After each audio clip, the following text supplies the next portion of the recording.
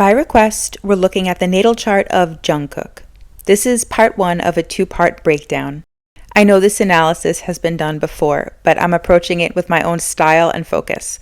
Rather than covering every placement and house in detail, we'll focus on big themes, prominent patterns, and notable planetary configurations. The goal is to provide a well-rounded astrological perspective on the energies present in his chart and the patterns that may manifest over time. Additionally, while Jungkook confirmed his birth time as 3:25 or 3:30 p.m. back in 2023 on Stationhead, some sources still list it as 3:25 a.m. For this reading, I'm using the confirmed p.m. time. Let's get right into it. So, the entirety of part 1 zeroes in on a pretty uncommon and remarkable feature that appears in Jungkook's chart, the conjunction of his Sun, Moon, and Mercury. These 3 personal planets are tightly clustered, and they don't just sit quietly together. They actively interact with several of the other natal planets in noteworthy ways. This configuration can shape the core of identity and inner world, indicating a pattern where identity, emotions, thoughts, and drive appear deeply intertwined. When personal planets both cluster and interconnect like this, it suggests a tendency toward a core self, what one thinks, feels, and wants that flows as one. It can appear as if the inner world and outer behavior are seamlessly linked. This configuration denotes potential emotional and psychological intensity, where thoughts may feel like emotions and emotions may drive action. The chart suggests a non-fragmented or highly self-aware presence. This planetary concentration may create an inner pressure and polish, reflecting a dynamic inner conversation, refining, reacting, and moving forward. This energy is often associated with a magnetic presence, noticeable even in quiet or still moments. In short, this cluster of personal planets indicates a pattern where experience of life can be rich, dynamic, and layered, with an inner world that's always acting and evolving. The Sun is purpose, one's core values, and overarching identity. The Moon is emotional needs, instinctive responses, and one's private self. And Mercury is thought process, communication style, and decision making. What's at the heart of this? The heart of Jungkook's chart is the placement of this triple planet conjunction in Virgo in his 8th house. This fusion has a very specific flavor. Virgo's energy brings precision, analysis, and a strong drive for self-discipline and improvement. The expression tends to be modest, detail-focused, and inwardly critical. This taking place in Virgo further denotes this internal editing process that's constantly happening. But the 8th house placement intensifies everything. This is the house of emotional depth, psychological complexity and transformation, intimacy, power, and the unseen layers of the human experience. It draws the internal life toward private emotional processing, complex relational dynamics, and psychological excavation. This pattern suggests a tendency toward mental exploration, endlessly analyzing both self and others, while potentially struggling to detach from cycles of self-refinement and intellectual control. Some core dynamics here include a drive to master emotional control through mental understanding, experiencing intimacy more as psychological and intellectual merging than purely emotional connection, and potential challenges with emotional secrecy, intellectual obsessiveness, and the need to figure out hidden truths beneath the surface. The fusion of this configuration here creates a kind of self-contained, mentally active inner world, a place where thoughts may fuel emotions, emotions may shape identity, and all 3 can reinforce one another with great intensity. The intense Virgo influence indicates a possibility of heightened self-consciousness, especially around obvious imperfection and emotional messiness, and a tendency to overanalyze emotions rather than embody them directly. Also, a strong need to be competent and composed, but also helpful when navigating emotionally charged or chaotic situations. The 8th house pulls toward both the unknown and the deep emotional alchemy of turning pain, loss, or betrayal into growth and mastery. This could manifest as emotional privacy and guardedness, compulsive reflection on intimacy, loyalty, and power dynamics, and an almost forensic perception of others' motives and emotional undercurrents. Putting it all together, this is a stellium that denotes a deeply self-contained, emotional, intellectual system, constantly balancing the Virgo impulse to control and perfect with the 8th house's demand to surrender and transform. It's an intense space to inhabit, one that can fuel quiet emotional intensity, profound insight, and psychological resilience, but might also bring emotional fatigue and difficulty asking for help. So, going deeper into this Sun, Moon, and Mercury conjunction, this stellium expands to include the North Node and Black Moon Lilith, both also in Virgo in the 8th house. The North Node here indicates a potential lifelong karmic path in which the focus may be on mastering discernment and boundaries.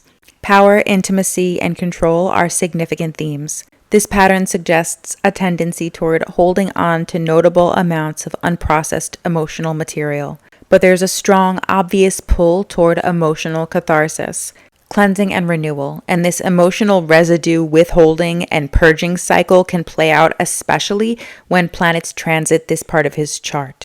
This is a soul-level call to refine and transform through deep, sometimes uncomfortable shadow work. Black Moon Lilith adds a primal, raw edge. It influences a fierce, independent, feminine energy that operates in the shadows. And in this configuration, there may be tension between instinctual rebellion and a drive for order.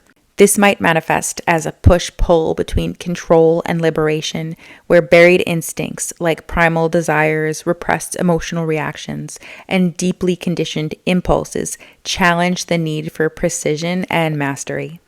The whole entire stellium, including all of these bodies here, just cements a potential need for mental and emotional mastery as a survival strategy, with a strong pull toward self-purification, secrecy, and alchemy, and a tendency to analyze and control internal relational dynamics. It brings with it possible challenges with vulnerability and emotional exposure, fueled by a chart-indicated fear of being overtaken by the chaos and unpredictability of others. This stellium reflects a pattern of a lifelong process of transforming emotional precision into potential healing power for self and close relationships. I'm going to shift the focus outward. We'll have a look at the different relationships these 3 planets, his Sun, Moon, and Mercury, have with other celestial bodies in the chart. The energy of these relationships is potent and says a great deal. Okay, so these 3 planets are all in trine with the ascendant in Capricorn. And in part 2, I'll talk specifically about his Capricorn rising, but for now I'll describe it within this specific context. Anyway, this triple planet trine with this vital angle forms a fluid circuit between inner emotional and psychological experiences and outer identity. How life is processed internally and how it is presented externally can flow quite harmoniously. There may be little dissonance between thoughts, feelings, and selfhood. Everything is in functional harmony with the way one might present to the world. Mercury trining the ascendant suggests an especially sharp self-perception. The chart indicates the potential for real-time, high-res awareness of how one is received by others. Not necessarily in a self-involved way, more so in a compulsively precise and calculating sense. This pattern can allow shape-shifting without seeming false and adjustment of expression with clarity and control. A tendency toward deliberate visibility is suggested. The trines of the sun and moon here indicate a potential alignment between ego and emotional body to reinforce projected image, which can contribute to being generally seen as mature, low-key, and put together. This translates to an aura of composure, calm, thoughtful, private, and grounded enough to invite trust. The link between Capricorn, Virgo, and the 8th house also suggests boundary consciousness, emotional restraint, and the ability to self-navigate psychologically. Even when moved or overwhelmed, reactions may not fully reach the surface. The chart shows a tendency to armor regulate, and refine the inner world before sharing it. This whole trine can act as a stabilizer for the intensity of the 8th house Virgo stellium, with deep psychological material filtered through a cool, composed lens. The result is ultimately a public-facing presence that can feel emotionally mature, consistent, and subtly private, all while a quietly intense, observant, and analytical psyche may work beneath the surface. There's a pattern of maintaining an emotional interface that protects depth without denying it. Each of these 3 planets are squaring Pluto, resulting in a high-pressure internal system of transformation. It's not the kind of edgy, restless friction that would be felt if this were a T-square, but a more intense psychological evolution that's constantly taking place. Each particular square brings its own flavor of tension. The Sun square Pluto signals a lifelong confrontation with issues of personal power, ego release, and authenticity. There could be a fear of being controlled or exposed, and a pressure to evolve beyond ego defenses. The Moon square Pluto evokes deep emotional intensity that's often hidden. Emotional expression may feel dangerous or overwhelming, leading to suppression or hypervigilant emotional control. The square with Mercury fosters obsessive thought patterns and compulsive truth-seeking.